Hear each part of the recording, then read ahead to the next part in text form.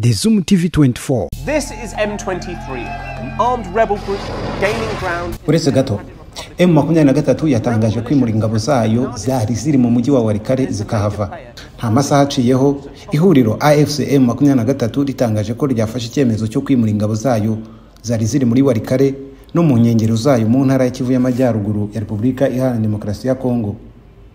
Mu itangazo iri huriro rivuga ko ibi bigendanye no kubahiriza gahenge kasabwe n'imiryango y'ibihugu bya EAC na SADC mu kwezi gushize hagamijwe gushaka igisubizo cy'intambara mu nzira z'amahoro. Umutwe wa M23 wafashe umujyi wa Walikale kwa gatatu nijoro.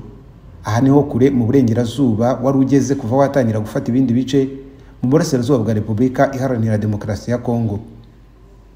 Inzobere mu bya gisirikari zabwiye BBC ko kwimura ingabo M23 yatangaje bisobanuye kuzivana mu mujyi wa Walikale zikaba zashyira ibirindira handi. Mu itangazo ryayo ryo kuri uyu wa gatandatu, M23 iburira ko mu gihe habayeho ubushotoranyi bw'urundi ruhande rw'ingabo za leta mu bice igenzura cyangwa se ibirindiro byayo bizatera kuvanaho iki cyemezo ako kanya. Bivuze ko M23 izahita isubira mu birwano bundi bushya. Uruhande rwa leta rwo rushinja kenshi umutwe wa M23 ko ari wo ngo urenga ku mabwiriza aba yatanzwe y'agahenge igatangira kurasa ku ngabo za Kongo. Ariko M23 nayo yashinjije cyane ingabo za Kongo ko arizo zitangira kurwana. M23 nayo ikazije kurwana ku baturage bayo igasubiza ingabo za Kongo ku mirwano baba batangije. Kuvana ingabo muri Walikale kwa M23 gutangajwe nyuma yuko wa kabiri perezida wa Repubulika y'u Rwanda Paul Kagame na Felix Antoine Tshisekedi wa Repubulika Iharanira Demokarasi ya Kongo bahuriye i Doha muri Qatar, bahujwe n'umukuru w'iki gihugu bakemeranya guhera hano bagakomeza ibiganiro biganisha ku mahoro arambye. M23 yatangaje iki cyemezo cyayo uyu munsi nyuma yuko perezida William Ruto ubukuriye umuryango w'ibihugu bya Afrika y'Iburasirazuba EAC Escalating conflict and deteriorating situation in Eastern Democratic Republic atangaje ko mu cyumweru gitaha hazaba indi nama izahuza EAC na SADC, ihuriro ry'iterambere ry'ibihugu bya Afrika y'Amajyepfo, ku kibazo cya Repubulika Iharanira Demokarasi ya Kongo iri muri iyi miryango yombi. Ubwo Kongo iri muri EAC ikaba no muri SADC. Ruto yavuze ibi nyuma y'inama yamuhuje na Perezida Emmerson Mnangagwa wa Zimbabwe ukuriye umuryango wa SADC kwa gatanu i Windhoek muri Namibia. Ruto akavuga ko EAC na SADC byiyemeje ishyirwa mu bikorwa ry'imyanzuro y'inama yahuje iyi miryango mu kwezi gushize Dar es Salaam muri Tanzania, ari nayo yasabye ko hagomba kuba guhagarika imirwano hagashakwa ibisubizo mu mahoro. Guhagarika imirwano byo bivugwa kenshi ariko ntabwo byubahirizwa. Hagati y'ihuriro AFC M23 rirwanya ubutegetsi bwa Repubulika Iharanira Demokarasi ya Kongo ryatangaje ko ritacyakiriye impuguke z'umuryango w'abibumbye.